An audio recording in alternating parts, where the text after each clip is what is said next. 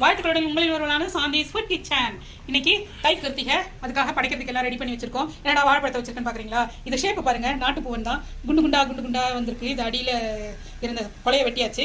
அதை உங்களோட ஷேர் பண்ணணுன்றதுனால அதை நான் எடுத்து வச்சிருக்கேன். அடுத்தது படைக்கிறதுக்கு மாவிளக்கு போட்டு நெய் திரி போட்டு வச்சிருக்கேன். இது படைக்கிறதுக்கு பருப்பு, இது எல்லா காயும் போட்டு சூப்பரான சாம்பார். அடுத்தது படைக்கிறதுக்கு பச்சரிசி சாதம். இது பருப்பு வடை. இது வந்து உருளைக்கிழங்கு மசாலா காரப்பொரியல் செஞ்சு வச்சுருக்கேன் பாருங்க. இது உருளைக்கிழங்கு, வழக்கம் போல் பருப்பு ரசம். இது சாப்பிட்றதுக்கு புழுங்கரிசி சாதம்.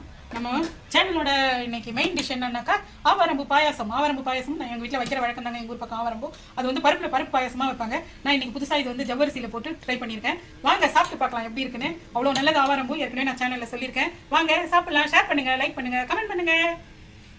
சாப்பிட்டு பார்க்கலாம்.